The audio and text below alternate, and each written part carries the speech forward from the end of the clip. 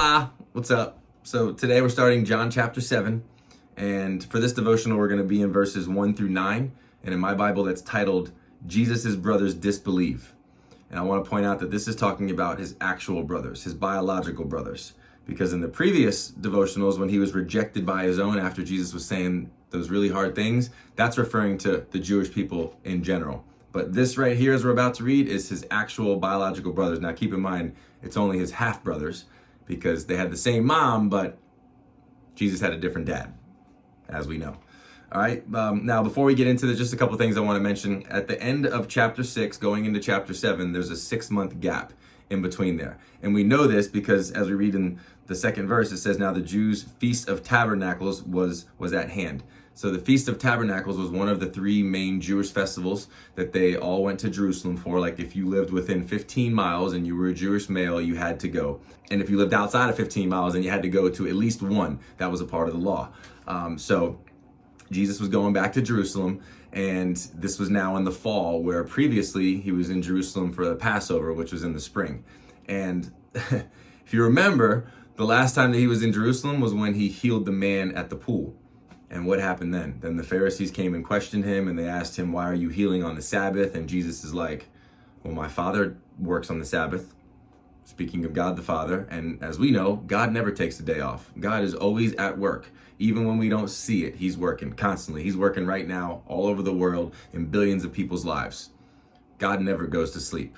God's shop never closes. And that's basically what Jesus was saying to them. My Father, he doesn't stop working on the Sabbath. Me and the Father are one. I'm not going to stop working. So not only did he say that, but he, from their point of view, was saying blasphemy, because he's saying that him and God are one. So now, after he left, to the point now where he's back, the opposition against Jesus has greatly increased. They want him dead. So just wanted to mention those things going into chapter 7, just so you kind of have an idea of what this setting is. So verse 1. After these things, Jesus walked in Galilee, for he did not want to walk in Judea because the Jews sought to kill him. Remember, I was just saying it was getting pretty crazy around there. So the Holy Spirit led Jesus away because it wasn't his time yet. Verse 2, now the Jews' Feast of Tabernacles was at hand. Verse 3, his brothers therefore said to him, depart from here and go into Judea, that your disciples also may see the works that you are doing. Now, look, first off, the Feast of Tabernacles, some of the Jews looked at that as like the most holy of the 3 feasts.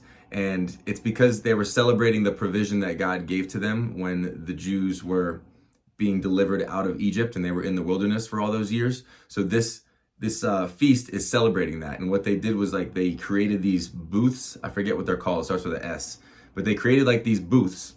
Like imagine like a glorified tent, essentially. And they would put it outside of their house and they would sleep in these booths for the whole week. And this was what the feast was all about. So it was like one big camping party, essentially is what it was. And it was to honor what God did for them all those years in the wilderness. And his brothers, all right, so his brothers' names, according to the Gospel of Matthew, that says his brothers James, Joseph, Simon, and Judas. Now, James later became a leader of one of the churches, and he was the one who wrote the epistle of James in the New Testament. And Judas, his brother, is also the one who wrote Jude, which is the book right before Revelation. And it's also recorded that Jesus had sisters. It doesn't say how many, but we know that it was more than one. So he at least had 4 brothers and 2 sisters. So he at least had 6 siblings. Half siblings, of course, but they're still biological, still family. And now, when his brothers are saying to him, depart from here and go into Judea, that your disciples also may see the works that you are doing. What they're essentially saying is, look, if you are who you say you are, then show yourself to the world. Prove it. Actually, let me read verse 4 real quick. For no one does anything in secret while he himself seeks to be known openly. If you do these things, show yourself to the world. I got a little ahead of myself. So they're basically saying, hey, go show everybody who you are, because they didn't believe in him. And we know this because of verse 5. For even his brothers did not believe in him. They didn't become believers until after his resurrection. It's crazy though, right? I mean, they were raised with Jesus. And it's I mean, I can kind of understand this though, because his hour had not yet come. He hadn't done any miracles until turning the water into wine. So they hadn't seen him do any miracles. They just saw their brother making stuff. He was a carpenter. They had no reason to believe that he was God. Why God waited until he was around 30 years old, I don't know. That's one of the questions I guess we can ask him when we get into heaven. I don't know. I'm sure there's a purpose in it though. And his own brothers didn't believe in him right there. It's kind of a crazy thought though, right? Verse 6, then Jesus said to them, my time has not yet come, but your time is always ready. Look, before I go any further, hold on. Jesus was always mindful of every single step that he took on this earth. He knew that every step had a purpose, and he was always acting according to God's timetable. But his brothers at this time were not. So that's why he was like, hey, you can go whenever you want, but my hour has not yet come. I'm not going. My steps are ordered by the Lord. And, the Bible says, I'm drawing a blank for some reason on the verse, but it says, like, don't say that you're going to do this and you're going to do that and make plans. Instead, say, Lord willing, I'm going to do this and do that, because you can make all the plans that you want. But when you are living a life surrendered to the Lord, you should hold those plans kind of loosely, because God can do whatever he wants. And I could give you several examples of things that have happened so far in Vegas, or me thinking that I'm moving back to South Carolina, and nope, man makes plans, but the Lord directs our steps. And here to see Jesus was like operating under that same way of thinking. Is like, no, it's not my will, it's his will. And look, God's timing is just as important as his will. So the when and the what of God is very important for each of us as well. And we see that here, just in that one verse. You know how, well, if you didn't know, in the Bible, the original text, they didn't have punctuation. We added punctuation to it in the English language. But whenever they wanted to emphasize something, they would always just say it twice. Jesus would repeat himself, or like whatever writer, they would repeat themselves for emphasis. So sometimes in these devotionals, if I repeat myself or say something like 3 or 4 times, it's because it's very important. So with that, hold your plans loosely. Make sure that you're operating within the will of God and that every one of your steps is ordered by God. We're not going to get it right all the time, but as we see even here with Jesus, something like the time of when you went to Jerusalem didn't seem like that big of a deal, but even Jesus says, no, my time has not yet come. But your time, hey, it's always ready, because they weren't believers. They were not living a life surrendered to God. They did whatever they want, essentially.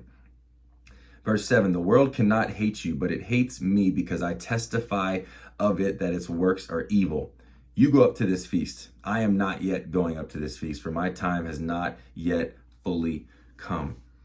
He's talking about the non-believing world system, all right, and its values, and all of those who have no love or devotion to God. That's who Jesus is referring to here. And his brothers, sadly and unfortunately, in that moment, were a part of the world system.